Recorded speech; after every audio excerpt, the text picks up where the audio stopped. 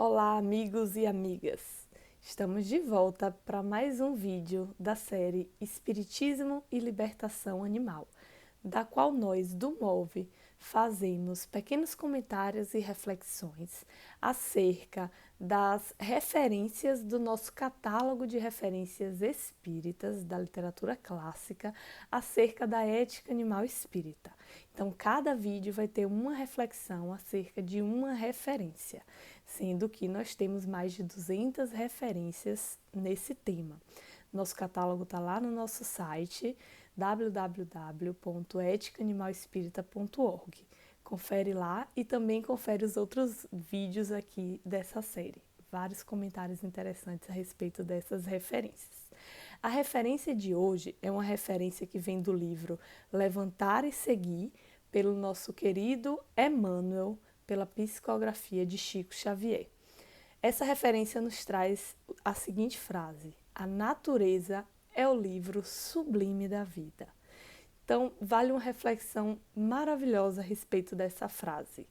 Em livros, geralmente, nós adquirimos aprendizado, né? Quando a gente lê, a gente nunca sai de uma leitura da mesma forma que a gente entrou. Alguma coisa dali a gente aprende, a gente pode utilizar aquilo para transformar o nosso viver, para dar o próximo passo, para nos inspirar em alguma ação. Então, sempre que nós lemos livros, nós saímos deles um pouquinho diferente do que entramos quando lemos a primeira página. E dessa forma, a gente faz essa reflexão de quando Emmanuel nos diz que a própria natureza é o livro sublime da vida. Então, por meio da natureza, dessa forma sublime, nós podemos aprender acerca da nossa própria vida, da nossa existência. E isso é muito bonito, porque isso quer dizer que nós podemos ter esses aprendizados que vão embasar a nossa transformação, porque tudo aquilo que a gente aprende de conhecimento, de aprendizado, ele precisa embasar, né, a nossa própria reforma individual e coletiva enquanto seres humanos nesse planeta. Leonardo Boff, no seu livro Saber Cuidar, nos diz que se nós, enquanto sociedade, seguíssemos o ciclo da natureza, né, de forma equilibrada, nós não estaríamos nesse momento na situação em que nos encontramos, tanto de desequilíbrio social, quanto também de desequilíbrio ambiental. Como nós já vimos algumas referências acerca do atual estado com que a natureza se encontra, o atual estado em que a nossa sociedade organizada se encontra. Porque a natureza em si, ela apresenta ciclos perfeitos. Por exemplo, na natureza não existe sobra, não existe excesso, não existe lixo, não existe resíduo. Se nós parássemos para refletir acerca desse primeiro aprendizado que a natureza pode nos trazer, nós entenderemos que a criação, quem inventou o lixo, o resíduo e a sobra foi o ser humano, foi a nossa espécie. Porque na natureza nada se perde, né? Tudo se transforma, como diz a lei da física também. E na nossa sociedade atual, nós vivemos mergulhados em lixo. E isso, a questão 705 de O Livro dos Espíritos também nos traz, que a natureza ela sempre daria o necessário para a sobrevivência de todos os seres que aqui habitam nesse planeta lindo, se nós nos contentássemos com o necessário e não com o supérfluo. A natureza, os animais, a fauna e a flora, não se voltam para o supérfluo. Em a natureza, tudo acontece de forma equilibrada e voltada para as necessidades. Então, nós não teríamos, nesse momento da nossa atual existência, esses problemas que nós temos, como, por exemplo, a fome, como a injustiça social, como os desastres ambientais, se seguíssemos essa primeira dica básica que o livro sublime da vida, que é a natureza, nos ensina. a não geração de resíduo, de sobra, o aproveitamento de tudo que existe, o aproveitamento dos alimentos em sua integralidade, da gente fazer um suco do abacaxi, a gente utilizar a casca e coisas muito mais complexas, como refere o nosso próprio consumo. Então, essa ideia do aproveitamento dos alimentos é a base para a gente entender a parte mais simples do aprendizado, do não se ater ao supérfluo, do utilizar, sim, aquilo que nós temos.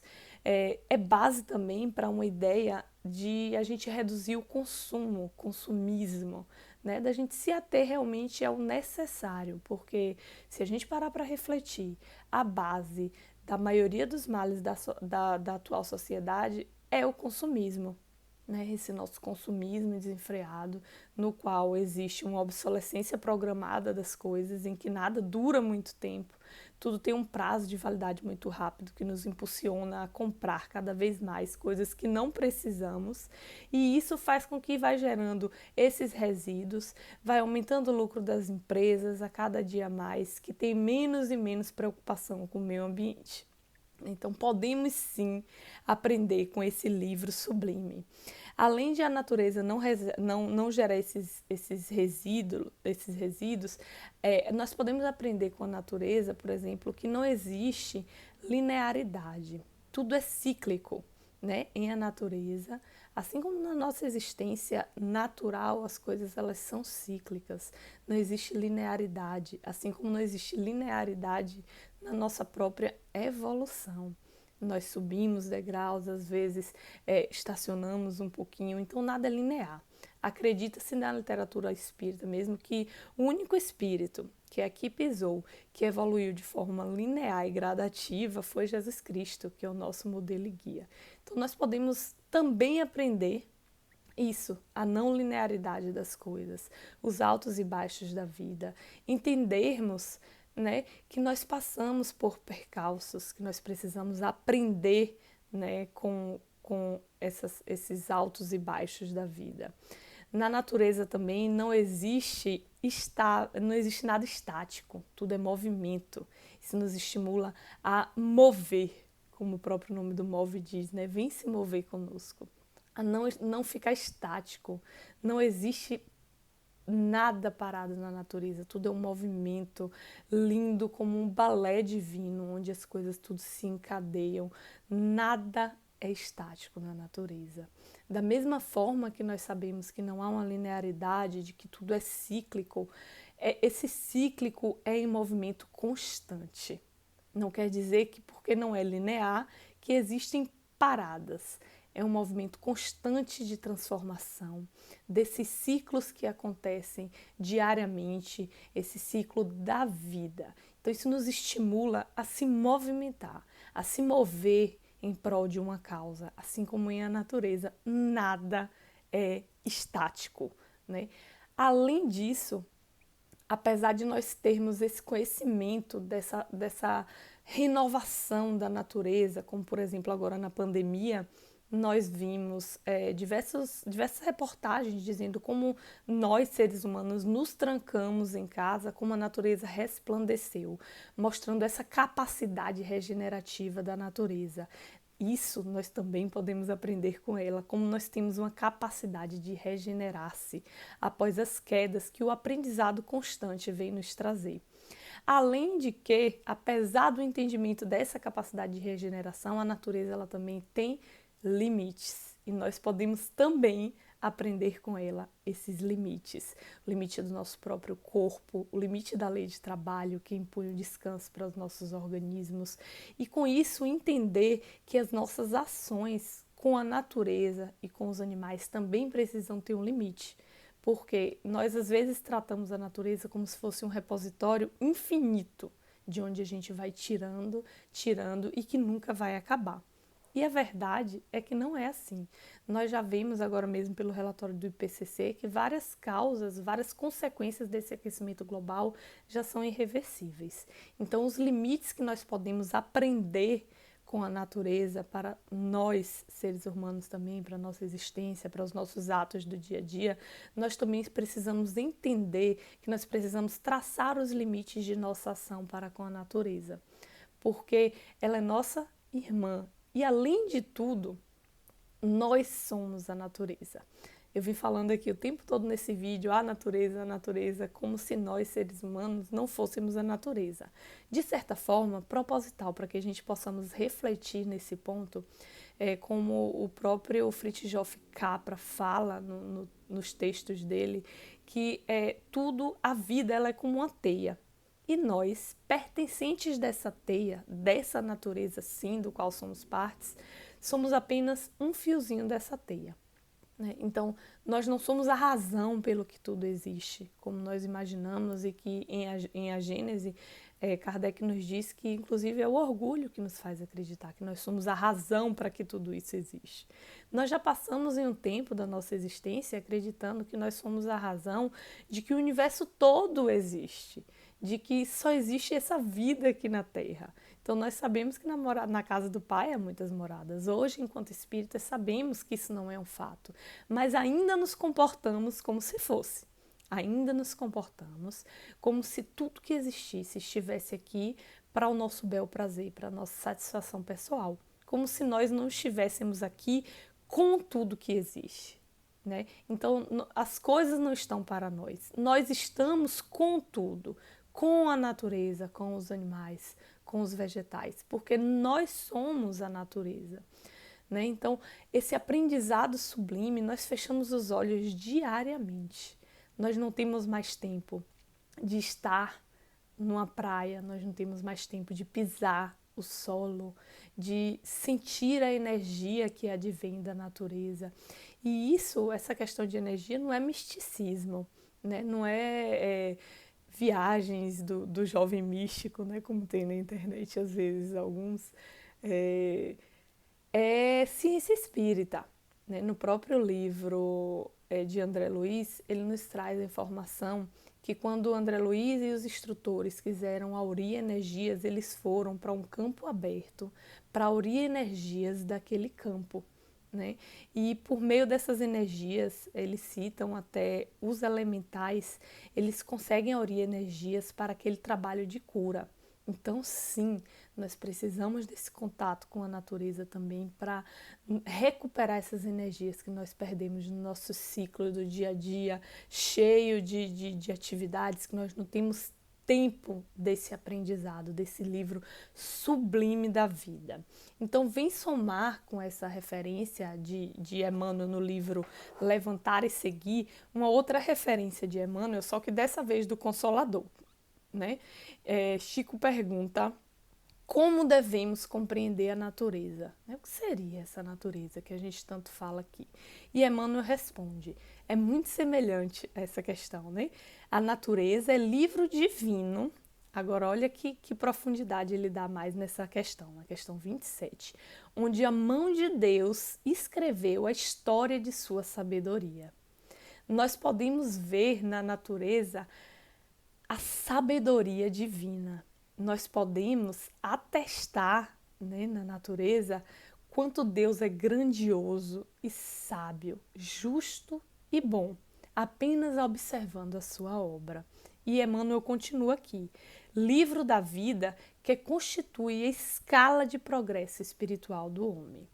Se hoje nós estamos comentando aqui sobre os nossos aprendizados com a natureza enquanto humanidade, nós temos hoje a certeza, pelo entendimento da evolução anímica, que tudo que somos hoje se deve aos nossos aprendizados nos outros reinos da natureza. Então, se hoje a gente busca voltar o nosso olhar, já enquanto humanidade, para esses aprendizados, temos essa certeza que tudo que somos hoje, a nossa sensibilidade, o nosso instinto de proteção e todos os outros aprendizados que nós temos, colhemos de quando passamos nesses outros reinos. Então, o nosso sangue mesmo, que transporta no nosso organismo o oxigênio, se assemelha à seiva das plantas. Nós somos formados atualmente de constituintes materiais semelhantes a tudo que aqui existe. Nós somos a natureza. somos o que somos hoje graças aos estágios do nosso ser espiritual, de nós espíritos nesses reinos da natureza. Por que ignoramos tanto a natureza hoje em dia? Né? Por que ignoramos tantos esses saberes tão profundos que nós podemos aurir observando a natureza, observando seus processos, seus ciclos? Porque nos afastamos tanto da Mãe Natureza. E como nós temos essa certeza de que aurimos energia dela, porque a gente sabe quando a gente vai para uma cachoeira, quando a gente vai para um campo, como a gente volta reenergizado. Inconscientemente nós temos essa certeza. Então que nós possamos realmente refazer essa ligação que nós temos por sermos a natureza. Essa ligação com tudo que existe, essa ligação como já existe em algumas provas, né, que as árvores se comunicam por suas raízes. Então essa comunicação total, esse se sentir parte da natureza, nós precisamos retomar o nosso olhar e se religar com Deus e com a natureza. Porque existe uma frase, né, de Hubert Reeves, que é um astrofísico, que ele fala assim, olha o que eu falei sobre esse religare com Deus, com a natureza. Eu não falei com Deus e com a natureza, né? E aí puxar esse link a respeito dessa frase. Hubert Reeves, ele nos diz assim, o homem é a mais insana das espécies, porque ele adora um Deus invisível e mata uma natureza visível. Mas isso ele não está dizendo que é porque o Deus invisível não existe. Olha a complementação aí. Sem perceber que a natureza que ele mata é esse Deus invisível que ele adora. Então isso é uma frase que a gente traz esse aprendizado para a nossa realidade atual do entendimento de que Deus está na natureza. E como que a gente destrói a natureza? Se esse Deus que adoramos é a natureza, está na natureza, está em tudo que existe, está em nós que somos a natureza. Então nós amamos realmente a Deus, né? Joana, ela nos traz um trecho que ela diz assim, vai no teu caminho amando tudo que encontrardes, de minerais, de plantas, de animais, e se verás superiormente amando a Deus. Justamente a gente faz o caminho parece que inverso, a gente acredita que ama muito a Deus, e aí a gente vai conseguir em um certo ponto amar tudo que existe.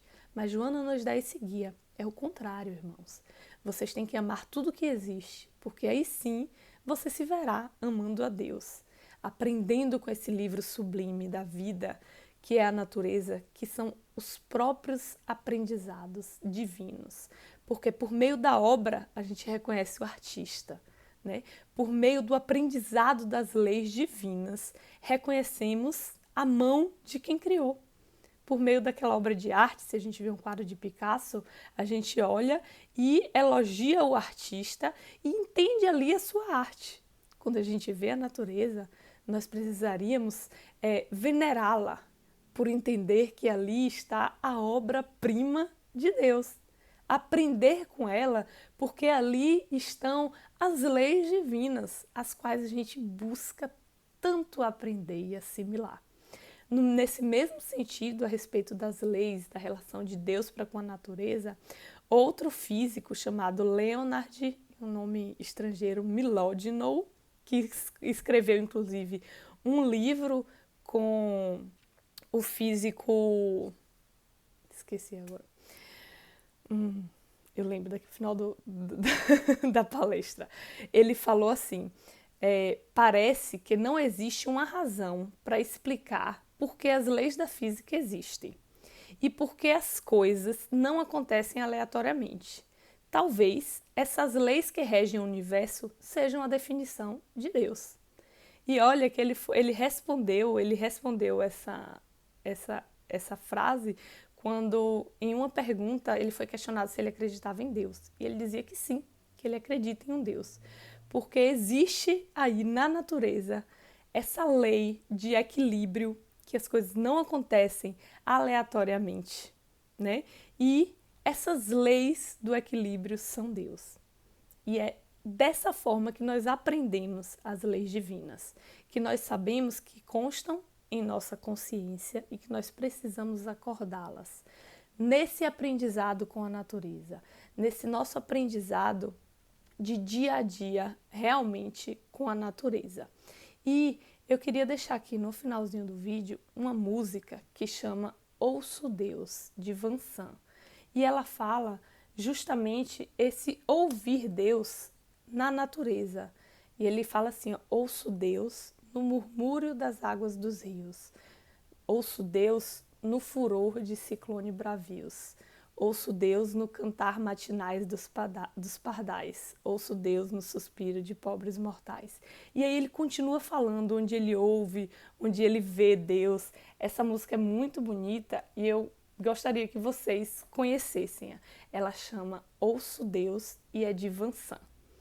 Paz e bem, e que nós possamos a cada dia realmente ouvir Deus no murmúrio das águas dos rios, sentir Deus em cada suspirar, em tudo que existe, porque Deus está em tudo que existe na natureza. Tudo que existe é força divina. E está justamente também lá em O Consolador, que em todos os reinos da natureza palpita a vibração de Deus. Só aprendendo com a natureza, só aprendendo com essas experiências, nós poderemos finalmente compreender Deus, amar Deus em profundidade, como nos disse Joana. Então, paz e bem, e sigamos a Força Verde juntas em prol da nossa melhoria individual e da melhoria do nosso planeta. Paz e bem.